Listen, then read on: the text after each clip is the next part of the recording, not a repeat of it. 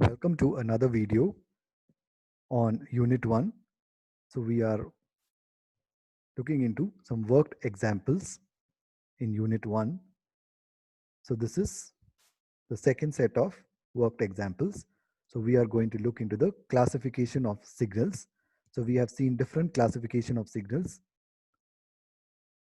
Discrete and continuous signals is one classification. There are not much problems asked on that. So we just simply, if they ask also, they will simply ask the definition. Next, the deterministic and random signals. They also do not have much problems on that. The other classification is periodic and non-periodic signals.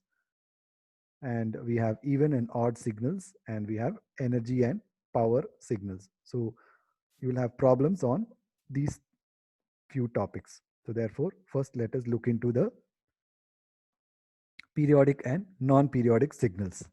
So let us recall what we have studied on periodic and non-periodic signals.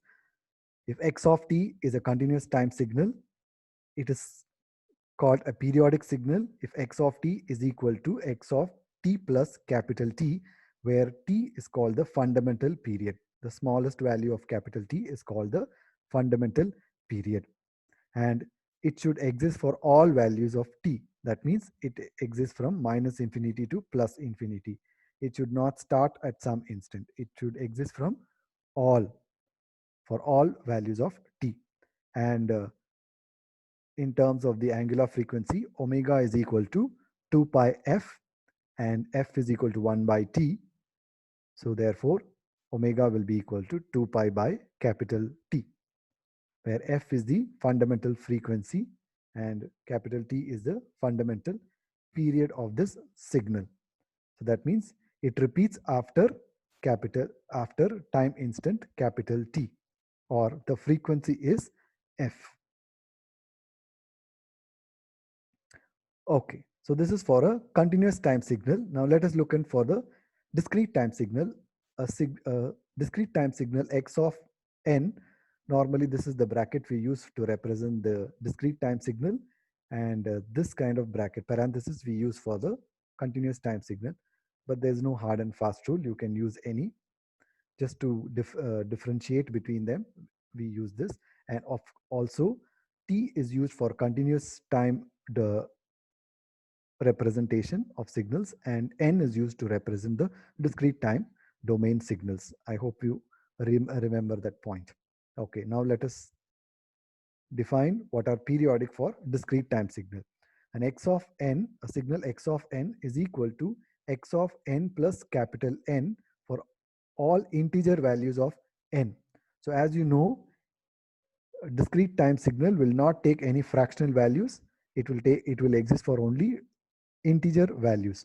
So n, capital N is the smallest value where it repeats itself, where the signal repeats itself. So n is called the fundamental period.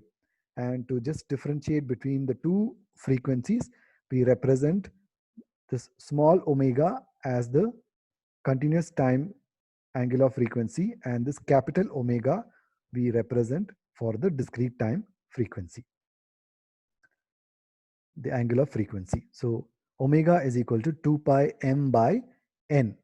Now, why we have added m here and we have not added any m here is because, so we know that the discrete time signal, it should exist for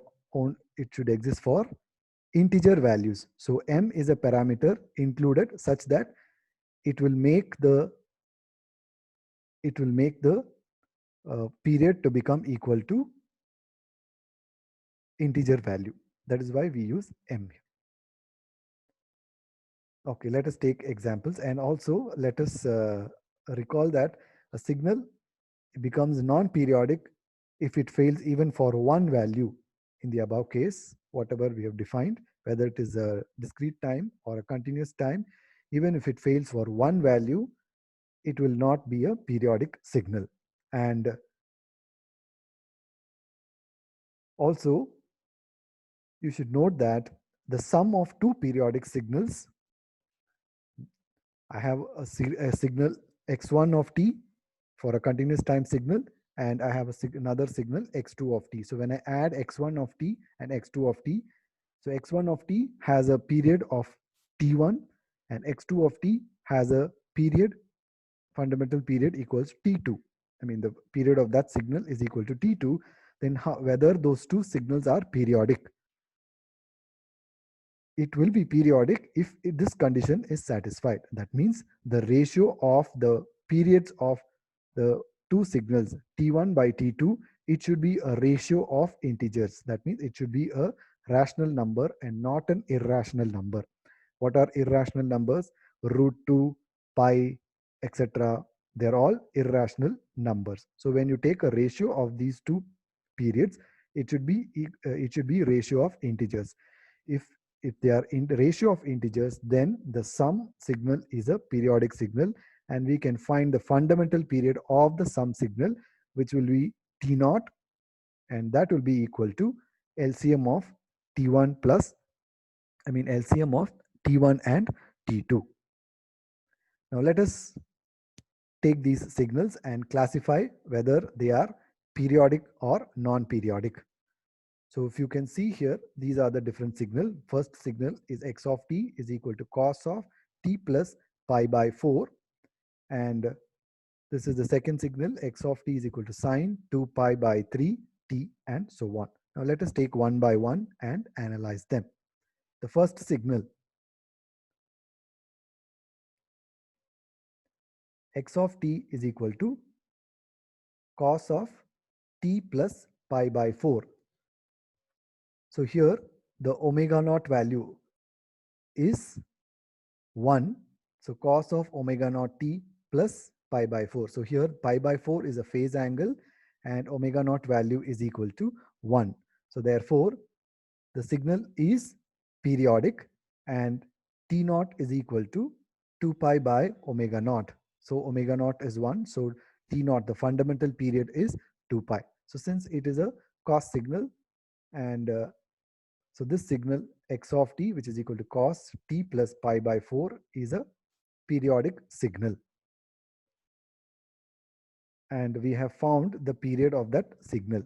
So we have to solve these problems and find out whether is it a periodic signal or non-periodic signal. If it is a periodic signal, we have to also find the fundamental period. So here for the first signal, the fundamental period is 2 pi. The second signal is a sine 2 pi by 3 t. So here the omega naught value is 2 pi by 3. So in the second signal, there is no phase. Okay, so therefore this phase angle is 0. So therefore omega naught value is 2 pi by 3. So therefore the t naught is equal to 2 pi by omega naught. So when you take a ratio of that, it is equal to 3. So therefore the signal x of t is a periodic signal and its fundamental period is 3 time units. Next, we have the third signal, x of t is equal to cos of pi by 3t plus sine of pi by 4t. So let us call this as x1 of t and x2 of t. So we have a sum signal. So just now we have noted that the sum individually, they may be periodic, but when we the sum for the sum signal to be periodic, there in the ratio of the two periods should be a ratio of integers. So that condition has to be satisfied for the sum signal, which is x1 of t plus x2 of t, to be periodic. Now let us check that. x1, what is the fundamental period? I mean, what is the period for the first signal? Omega 1 is pi by 3. So therefore t1 will be is equal to 2 pi by omega 1, which is equal to 6. Next, for x2 signal, what is the period? Omega 2 will be equal to pi by 4. So therefore t2 will be equal to 8. Now when we take a ratio of t1 by t2, it should be always t1 by t2 and not t2 by t1. The first signal divided by the second signal. So t1 by t2 will be 6 by 8, which will be 3 by 4. 3 by 4 is a ratio of integers. It is a rational number. So therefore, the condition is satisfied. Therefore, this makes that the sum signal is periodic. Individual signal x1 of t and x2 of t are periodic individually, but when you add them also, it is a periodic signal.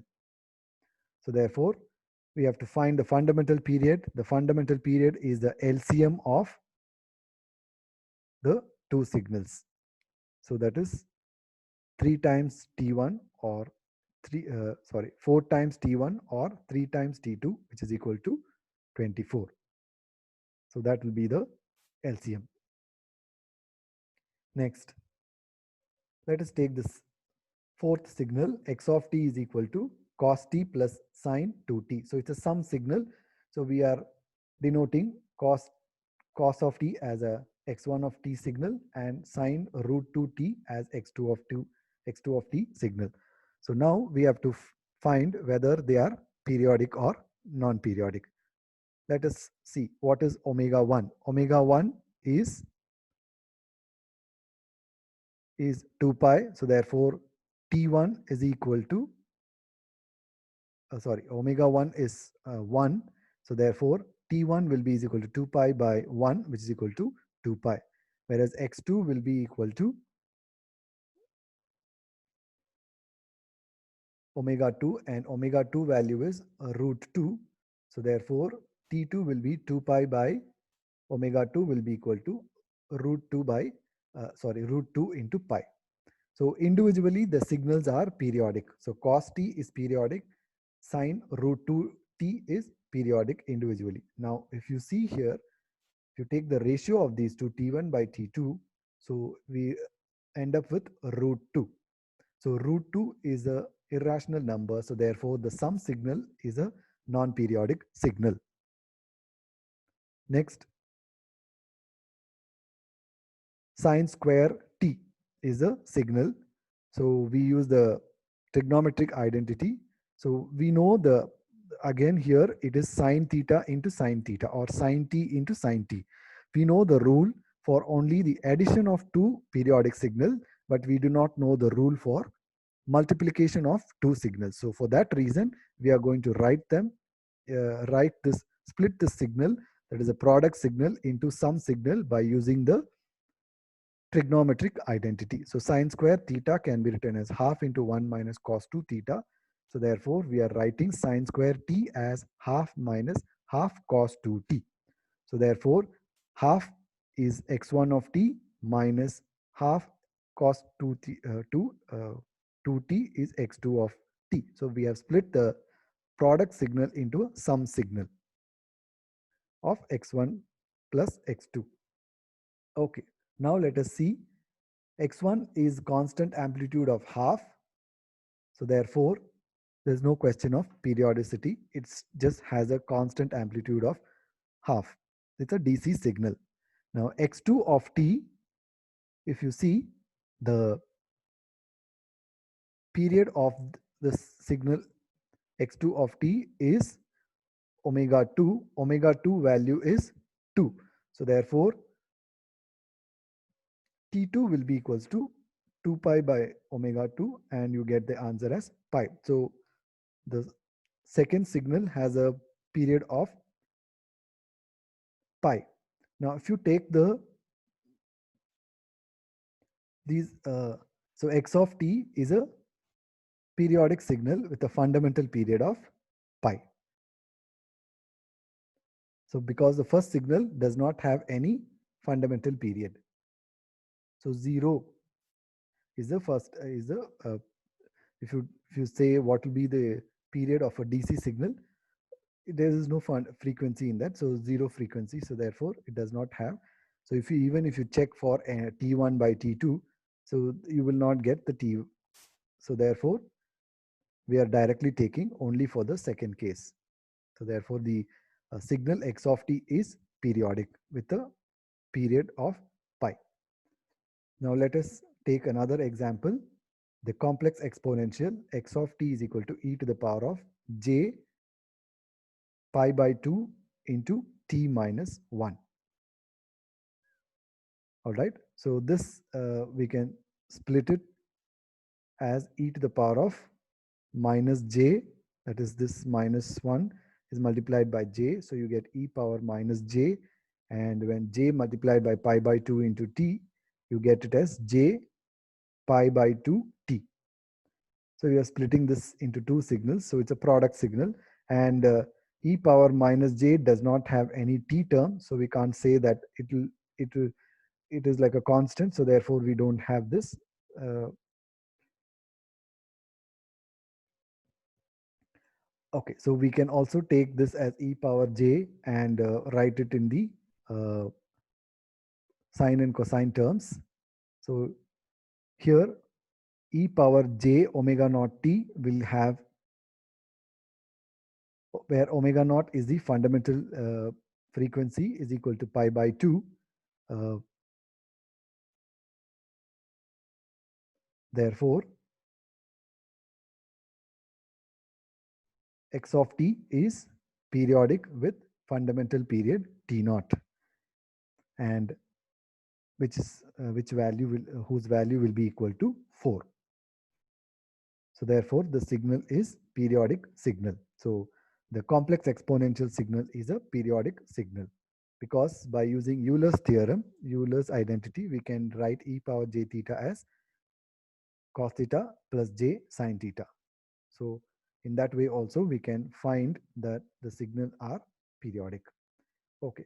In a similar way, we have here e to the power of, now we are, so far we have discussed about the uh, periodic and non-periodic in the continuous time domain. Now let us take some problems on the discrete time signal. So x of n is equal to e to the power of j pi by 4 n. So here we are calling this as omega naught. Omega naught is equal to pi by 4. So omega naught is equal to pi by 4. So n naught will be equals to, n naught will be is equal to 8. So uh, since the ratio of omega naught by 2 pi will be 1 by 8, so it is a rational number, so therefore the signal is a periodic signal. Next, let us look at another problem. X of n equals cos 1 by 4 n. Omega naught is equal to 1 by 4. So therefore, if you take the ratio of omega naught by 2 pi, it will be equal to 1 by 8 pi. Now you see that 8 pi is not a, pi is not a rational, is a irrational number. So therefore, x of n is not a periodic signal. So if you see that if pi comes as a periodic value for a continuous time signal, it can be taken as a periodic. Whereas pi value, if it comes for a discrete time signal, you cannot take that as a, because pi value is 22 by 7, and I said we have written it the condition as 2 pi m by omega naught, right? So m can be only uh, integer. So here the pi value is 22 by 7. So m cannot take the fraction value. So therefore, that condition is not satisfied. So therefore, we say that the signal is a non-periodic signal. That way also we can justify the answer. Okay, let us take another signal. X of n is equal to cos pi by 3n plus sine pi by 4n. So now we are dealing with a sum signal, because cos pi by 3n is a periodic signal, cos sine pi by 4n is a periodic signal. So the periods of x1 and x2, x1 of n and x2 of n are pi by 3 and pi by 4. So if you take a ratio of this, uh, we get the ratio. So therefore, we say that the signal is periodic, and the fundamental period of this signal is 24, which is the LCM. All right. So let us look into the next problem, which is a cos square pi by 8n. So again, As I said, we know the rule only for the sum signal and not for the product signal. So we use the trigonometric identity to convert the product signal into sum signal and apply the periodicity concept for x1 and x2. So from this understanding, we see that x of n is a periodic signal and the fundamental period is 8. So next signal is x of t, which is equal to 10 cos square 10 pi t. Of course, this signal is already, I have taken two signals here and I have not done the animation, so it is already displaying. So let us first solve this. X of t is equal to 3 sine t plus 5 cos 4 pi by 3t. Okay, so t1 is equal to 2 pi by omega 1 and is equal to 2 pi, and t2 is equal to 4 by 3. So therefore, omega 2 is equal to 4 by 3. So therefore, T2 will be is equal to 2 pi by omega 2, which is equal to 3 pi by 2. If you take the ratio of T1 and T2, it will be equal to 4 by 3. It's a rational number. So therefore, it is x of t is periodic and the fundamental period is LCM of T1 and T2. So you take the LCM of this, it will be equal to 6 pi. All right. Now let us come back to the signal. X of t is equal to 10 cos square 10 pi t. So again, this is a product signal. So therefore, we have to write this in terms of the sum signal. So we write this as 5 into, because it is half cos, 1 half into 1 plus cos theta, right? Cos 2 theta. So therefore, this will, when you apply the identity here, we get 5 into 1 plus cos 20 pi t. So when we check the periodicity, yes, this is periodic signal.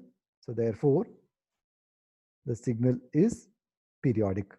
And this is how we check whether the signal is, we put the fundamental period value and check whether the signal, this here I have shown how to verify whether the signal is periodic or non-periodic. So if you put the fundamental period here, y of t plus small t plus capital T. So we have computed capital T as 10, 10t. Okay, so we have said that the fundamental period is 10. So you can see that y cos of 2 pi 10t plus 10t, if you see, you will get cos 2 pi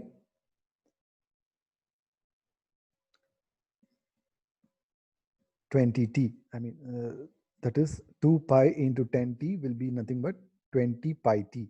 So cos 20 pi t is what we get. So therefore, the signal, we have got back the original signal. So therefore, we say that we have verified that the fundamental period is capital T. So this is the way of verifying the answer. Okay, let us take this last problem on this periodic and non-periodic signal. So x of t is equal to 2 sine 2 pi by 3t plus 3 cos 2 pi by 5t. So the period for the first signal will be 3 pi. For the period for the second signal will be 5. So when you take a ratio of this, so it is 3 pi by 5. So it is not a rational number, and hence the signal, the sum signal is not a periodic signal.